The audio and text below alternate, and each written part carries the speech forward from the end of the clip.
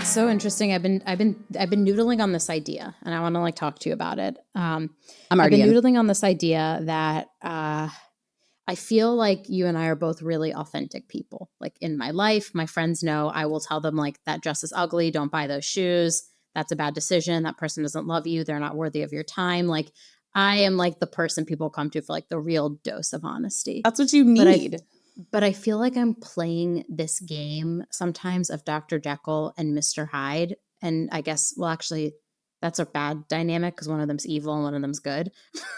I have my moments. To be clear, maybe I'll do because I never watched the Miley Cyrus show. Did you watch the Hannah Montana? Yes. Isn't she she basically just put a wig on and she became famous? Yeah, right? she became she was the same person. Okay. Let's use that analogy, even though I am an elder millennial and I literally did not watch Hannah Montana. I was thinking of Phoebe when she has her twin sister on Friends and one's really spacey and then... But isn't her other sister evil? So okay, it's true. Let's do this in a reality where there's no evil person, right? You're the same person. You just put a wig on and you're someone else. Sometimes I feel like I can be one thing in my life and uphold all my values and be the best version of myself. And then I get to work and I almost have to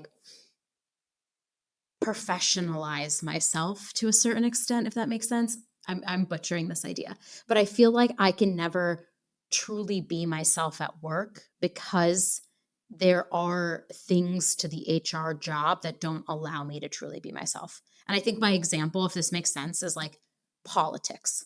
I am not going to show up to work and talk about politics because what that means to me is politics are deeply personal. And right now we're at a part in our country where it is very divided and the feelings are strong across the board. And people associate a lot of their values with their political beliefs. I'm not going to show up at work and spout my political beliefs because they're a part of inclusion to me is that there is somebody who's going to have other ideals than I have. And I have to create a space where they are allowed to do that, even if I think their ideas are bad. I draw the line at if they're saying dangerous things in the workplace, but if they just have a different view than me or are pro something that I'm against, I find it hard in the workplace because I can't show up and talk about politics. And so sometimes I feel like I can be one thing in my personal life and with my friends and in my community. And when I show up at work, it's almost I have to sterilize myself to a certain extent. I think that's true.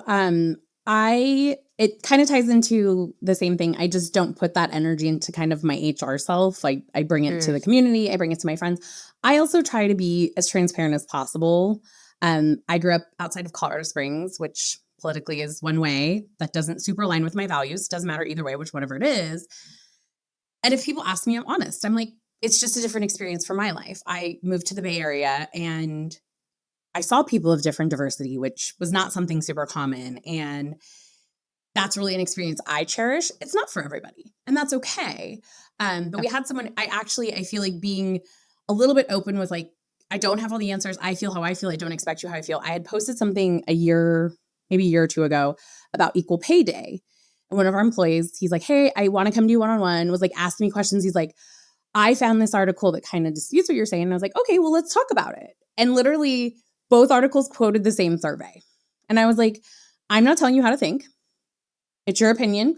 I don't know where this article came from. They're using the same data set.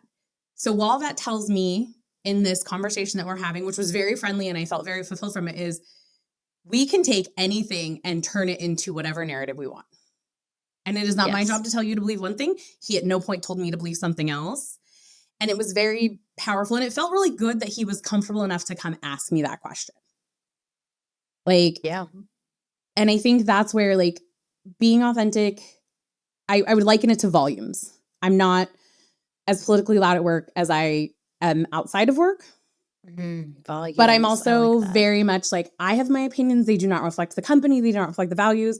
Yeah. There is also a line. If you are being hateful, discriminatory, violent, that's not going to stand. I don't care which side of it you're on. Even if I agree with you, that's not going to stand. And I think that's where we really have to learn, to embrace, we're humans. I say this to our team often, hey, I'm one person. Here's the 12 tickets I have right now. That's what I can give you. Yeah. if this is what you need. And even this week, our team was really responsive. I posted in our manager channel. I was like, hey, it's open enrollment. If I'm denying things because they're not life or death, that's why.